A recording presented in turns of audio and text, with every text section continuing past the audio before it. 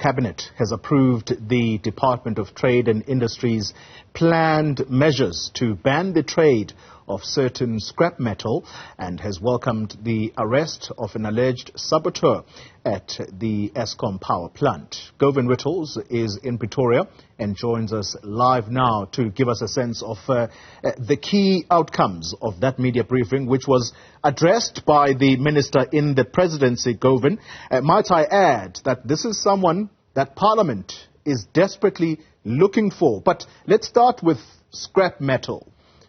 Why certain scrap metal is banned from being sold? What kind of scrap metal? What's the difference?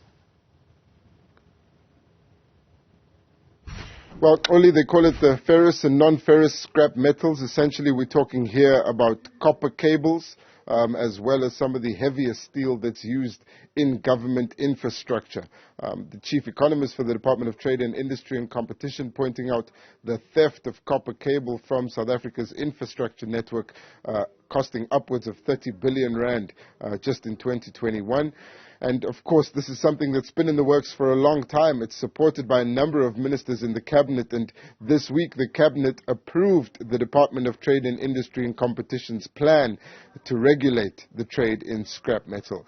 Importantly, it's a three-phase plan. The initial part includes a 6-month ban on all exports of scrap metal. Thereafter, they'll introduce a permit system and a new regulatory framework by which only certain scrap metals could be exported from certain ports, but also only certain permits would allow you to export scrap metal. This plan is highly contentious. It's been supported by the steel industry in South Africa, but the Metals Recycling Association is opposed to it, saying it will lead to a substantial decrease in the price of scrap metal once that 6-month ban takes effect.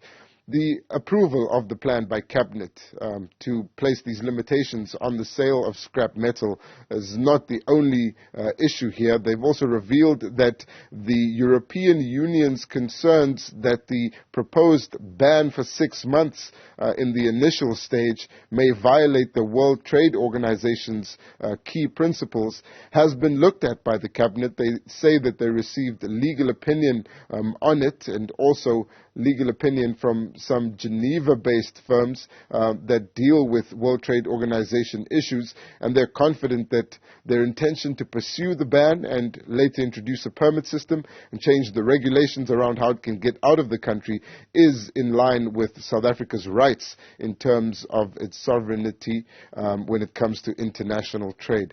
That's the big issue, but as you rightly point out, there were a number of other issues, such as the Just Transition Plan being accepted at the COP27 conference, the government welcoming the arrest of people implicated in state capture, and then also welcoming the arrest of the alleged saboteur at an Eskom power station, saying that corruption is pervasive and it cuts across all 5 pillars of their plan to restore energy in South Africa. Govan Whittles, let's perhaps leave it there, but I'm still curious as to whether the minister did address at all his refusal to appear in Parliament as Minister of State Security.